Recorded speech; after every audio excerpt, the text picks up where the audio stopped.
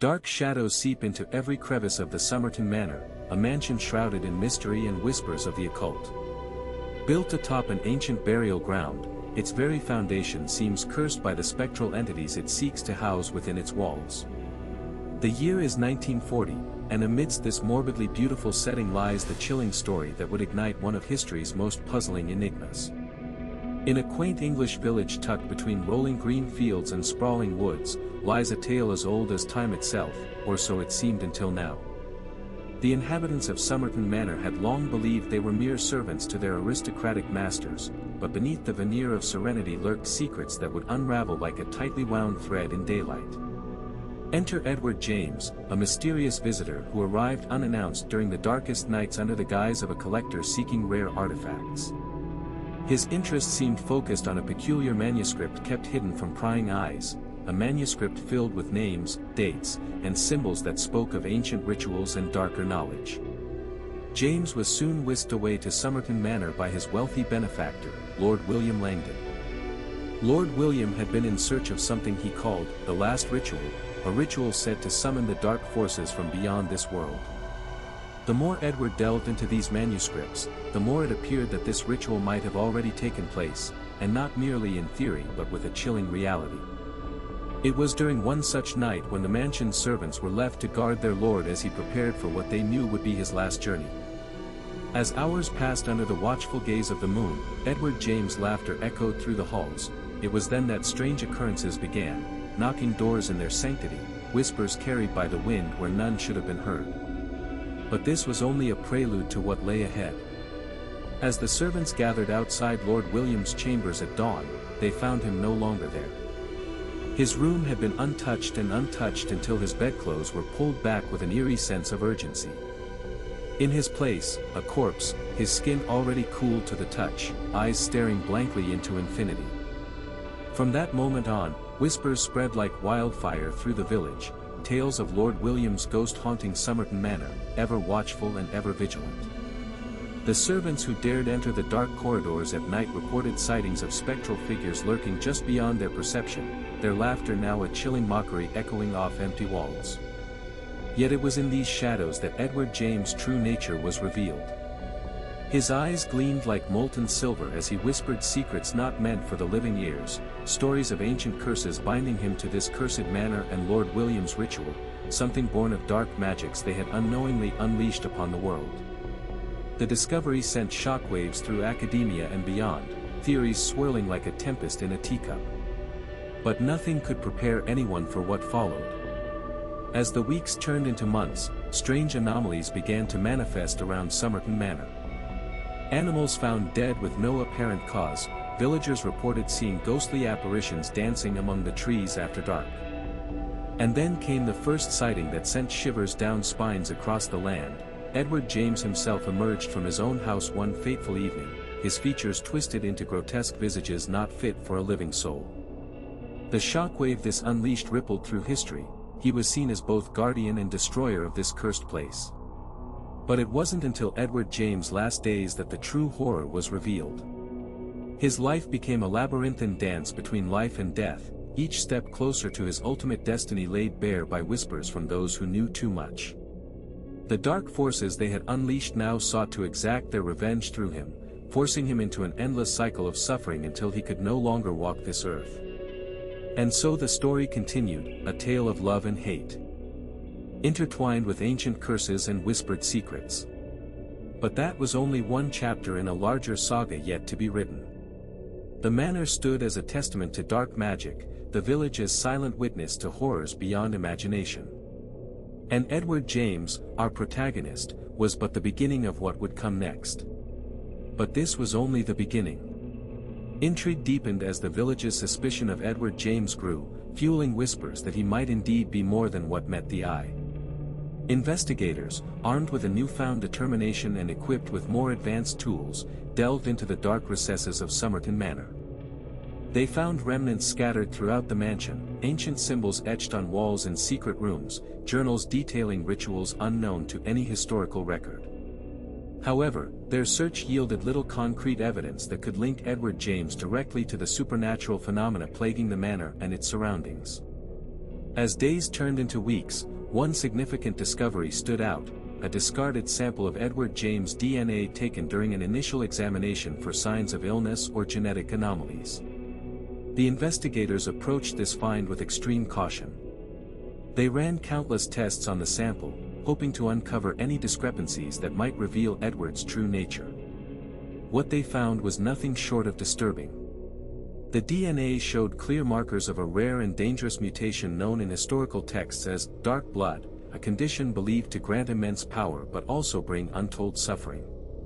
The mutations appeared not only in Edward James but in his immediate family members too, his parents, siblings, even distant cousins. Yet none displayed the same degree of malevolence or alignment with dark rituals documented in the ancient manuscripts found by Edward.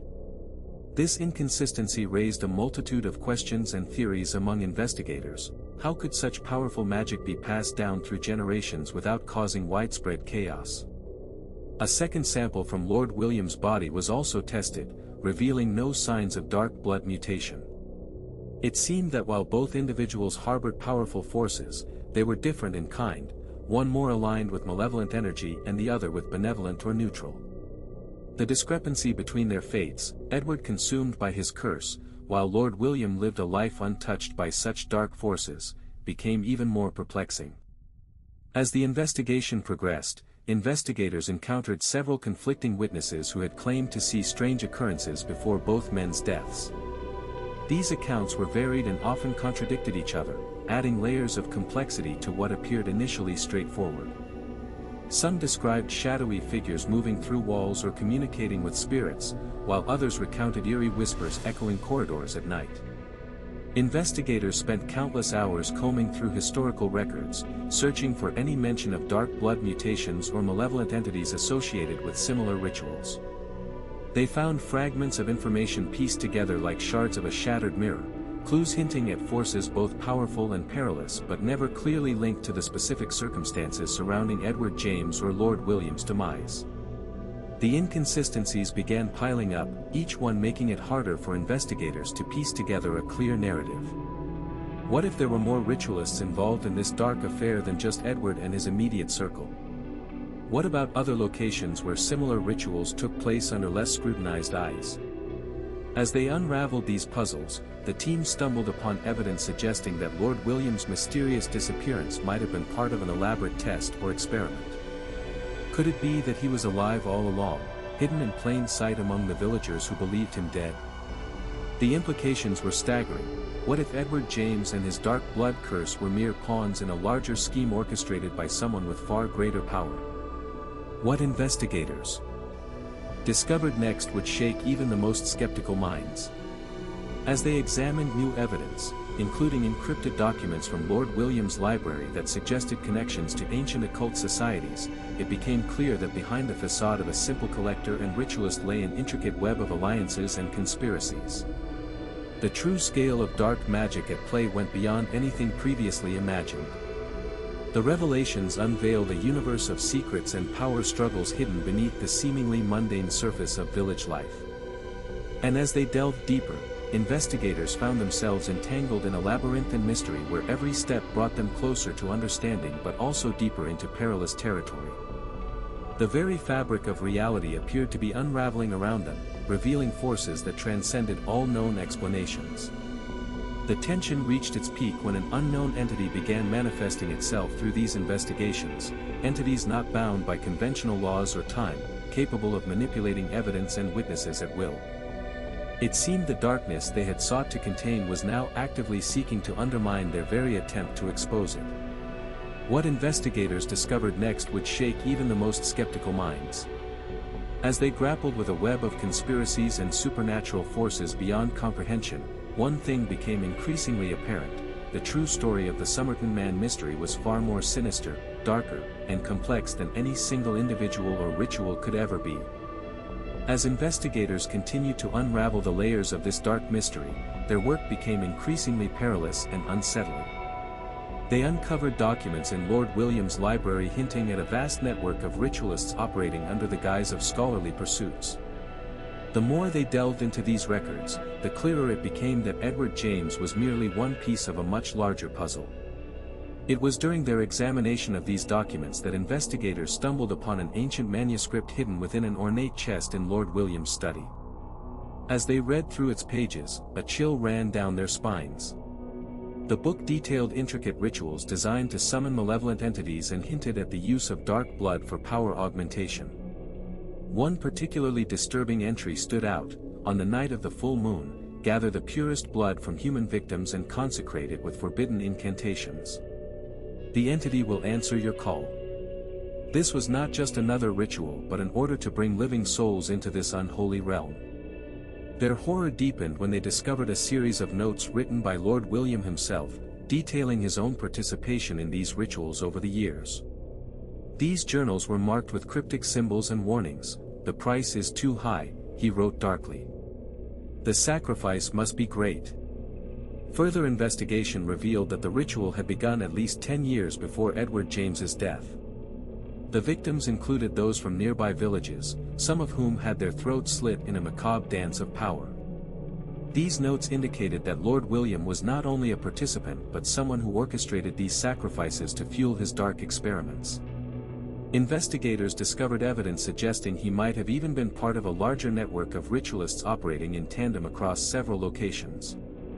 The scale of this operation seemed to dwarf anything they had encountered before, with countless acts of human sacrifice conducted over the years under seemingly harmless guise.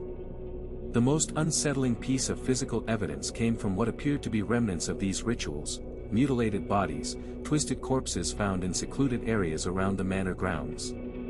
Some were marked by strange symbols and written notes that seemed to indicate they had been used as sacrificial offerings. Investigators began finding more such remains scattered across the countryside. The atmosphere grew darker with each revelation. The investigators felt themselves being drawn deeper into a labyrinth of darkness where reality blurred with the occult. Each clue unearthed only served to illuminate an even more sinister underworld hidden beneath the village's placid surface. And then they found something that no one was prepared for. A single piece of evidence, seemingly mundane at first glance, changed everything: a small vial filled with what appeared to be blood, along with a note scrawled on parchment beside it. The investigators realized this could very well have been the catalyst for their entire investigation, the key to unlocking all these dark secrets.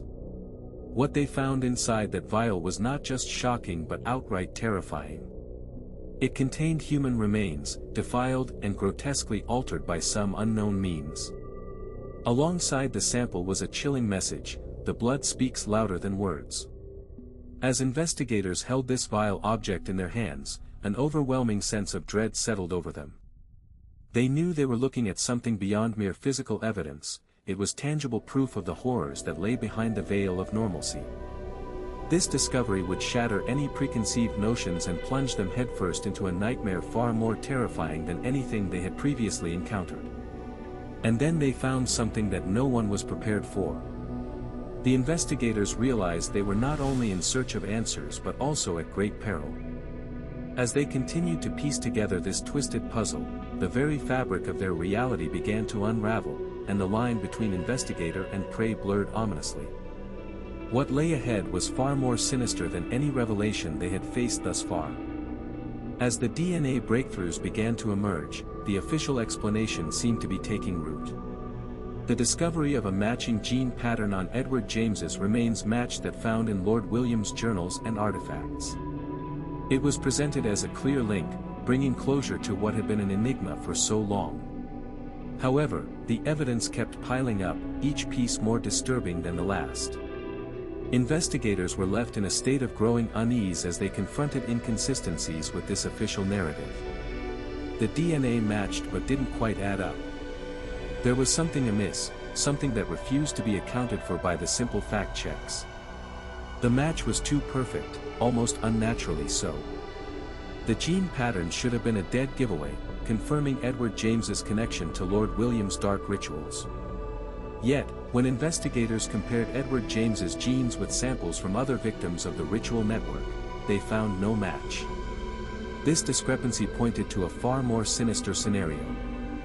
The official explanation continued to maintain that all the evidence fit together like pieces in a puzzle, leaving them convinced that Edward James was indeed involved and his connection clear. But deeper investigations revealed discrepancies between the DNA evidence and what Lord William's own journals described. The gene pattern suggested multiple victims had their blood used, yet there were no signs of any others matching those found at the manor. The most unsettling piece came when they discovered a small vial filled with defiled human remains alongside notes written in Lord William's hand. These remained hinted at an even darker truth: he had been part of more than one ritual network across different locations, and his DNA was cross-contaminated with blood from multiple victims. As the investigation dug deeper, it became apparent that the official explanation failed to account for these anomalies. The match between Edward James's DNA and Lord William's artifacts could be seen as a red herring designed to throw off investigators. It served to obscure rather than elucidate the truth of what happened at Somerton Manor. Investigators whispered theories about hidden cells or secret organizations, but nothing seemed to fit together completely. Each new discovery only deepened their suspicion that there were layers deeper beneath this surface narrative. Something far more heinous and organized was in play here. The DNA breakthrough had exposed the network's true scale and scope. It showed a structure so intricate, so designed to maintain secrecy, it defied simple explanations of one isolated ritual.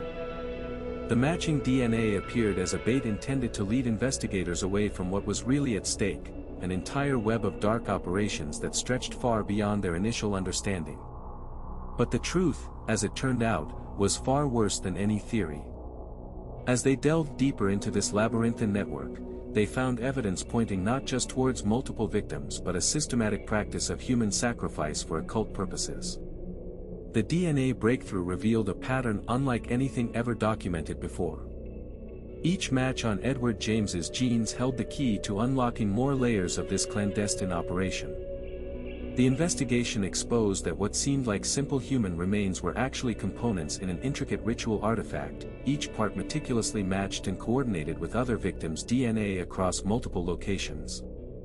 The true horror was not just one isolated event but a well-orchestrated series of rituals designed to harness the collective power of many souls, turning them into tools for dark magic.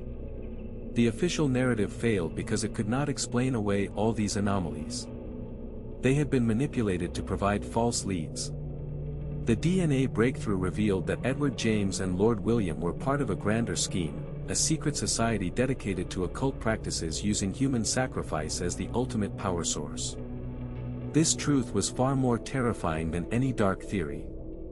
The investigators knew they were not only dealing with a series of crimes but an entire organization designed for long-term exploitation of victims, all under the guise of scholarly pursuits and arcane rituals. The DNA breakthrough had been a facade, crafted to obscure their true nature and hide their operation from prying eyes. In this revelation, the investigation's original premise of a simple ritual gone awry morphed into something far more sinister, a web of dark magic that stretched across generations. Each piece of evidence they uncovered only served to deepen their understanding of how these entities maintained secrecy, using complex layers of deception and manipulation. And then they found something that no one was prepared for: the truth, as it turned out, was far worse than any theory. The investigation had just scratched the surface, revealing but a fraction of the depths this secret society had sunk into. What lay ahead would be even more terrifying and far beyond anything anyone had ever imagined. The horror intensified as investigators stumbled upon an even darker revelation. They discovered a cache of journals, filled with detailed accounts of human sacrifices and rituals conducted at Somerton Manor. The journals were meticulously recorded by Lord William himself, each page dripping with malice and twisted desire. As they delved deeper, they found evidence that suggested Lord William had been involved in multiple sacrificial ceremonies over the years, not just one isolated event as initially suspected. These journals detailed how he orchestrated human sacrifices for his dark cult, using victims from various locations across England to fulfill his occult needs. The most chilling detail came when they unearthed a map detailing ritual sites scattered throughout the country. Each site was carefully chosen and meticulously coordinated, creating a network of sacrificial points under Lord William's control. The map revealed that these places were connected by secret pathways and rituals, forming an intricate web of dark magic. But the story did not end there. Investigators uncovered encrypted codes etched into the walls of the manor, hinting at even deeper secrets hidden in plain sight. These codes led to a hidden chamber deep beneath the manor's foundations, a place where Lord William performed his most sinister rituals. Inside this chamber, they found remnants of human bones and artifacts from numerous victims. The investigators realized with growing dread that these sacrificial points were not isolated incidents but part of an organized network designed to maintain secrecy and perpetuate their dark practices. Each site was connected by bloodlines, hidden relationships, and clandestine societies, all working towards a common goal, maintaining control over the ritual network and ensuring its survival. The most chilling discovery came when they found evidence that Lord William had managed to spread these rites across generations through his descendants. They uncovered letters from these descendants confirming their participation in sacrificial rituals at various locations, even decades after his supposed death. It became clear that this secret society was not just a dark past but an ongoing, hereditary legacy. As the investigation progressed, they discovered hidden documents and codes within the journals themselves, revealing intricate symbols and encrypted messages indicating further ritual sites hidden elsewhere in England. These revelations painted a picture of a meticulously planned organization designed to maintain secrecy through layers of deception, manipulation, and inheritance. The most disturbing revelation was something no one had fully grasped until much later. Lord William's descendants were not mere participants but crucial enforcers of the secret society. Each descendant acted as an ambassador, maintaining contact with their hidden network while appearing normal on the surface to avoid suspicion. They served as both conduits and maintainers of the ritual structure, ensuring that these dark practices endured through generations. This realization brought a new level of horror. These descendants were part of Lord William's very own secret society, tasked with upholding his legacy even after he had passed. The investigation now revealed that their very existence was not just about maintaining control but about sustaining a lineage of darkness across time. As the investigators pieced together this intricate web of corruption and deception, they realized that what seemed like isolated events were actually parts of a larger, well-organized system designed to perpetuate its dark practices. The DNA breakthrough had only scratched the surface. There was much more beneath the veneer of a single man's crimes. What no one realized until much later was the most chilling part of all. These descendants saw themselves as protectors, safeguarding the rituals and their network from scrutiny while appearing normal on the surface. Their existence not only perpetuated Lord William's legacy but also kept a lid on his dark practices, ensuring they would continue for generations to come. The investigators were left reeling by this new understanding of their true mission, realizing that Lord William's dark cult was far more entrenched in society than anyone had anticipated. The horror intensified as the realization sank in. Every descendant acted as a puppet master, orchestrating the network's survival through layers of secrecy and manipulation. The horror intensified as they uncovered their final and most troubling revelation. Lord William's descendants did not just maintain the network, they actively expanded it through alliances forged across centuries. Investigators learned of a clandestine meeting between a descendant of Lord William and members of an occult group from another country, all in secrecy. This meeting laid the groundwork for a cross-border collaboration that transcended national boundaries and cultural divides. The descendants were not only upholding but also reinforcing these dark practices beyond their immediate community, blending ancient rituals with modern technology to create a new era of horror. The final twist came when they discovered encrypted messages between the descendants' contacts, detailing plans for international gatherings where occult leaders from various countries would converge in secret locations. These meetings were designed to forge alliances and consolidate power across borders, creating an unprecedented network that could not only survive but thrive amidst increased scrutiny and law enforcement efforts. As the investigators prepared their final report, they realized a critical question loomed: who was the descendant involved in these meetings? Was it someone who had risen through the ranks over generations or a new recruit eager to embrace Lord William's legacy? They knew that finding this person would be the key to dismantling this hidden network, but each lead seemed to veer off course, adding an air of inevitability to their pursuit. The investigators were left with a lingering sense of unease. While they had unraveled part of the puzzle, they still didn't know who was orchestrating these international meetings, how far back they extended into history, and what long-term impact this network could have on society. As the final report concluded, they acknowledged that they had uncovered only the tip of an iceberg. The full extent of Lord William's descendants' influence remained hidden in shadows beyond their reach. What no one realized until much later was the most chilling part of all: these descendants were not just protectors, they were architects of a new world order, blending ancient rituals with modern technology to create a network that would endure for generations.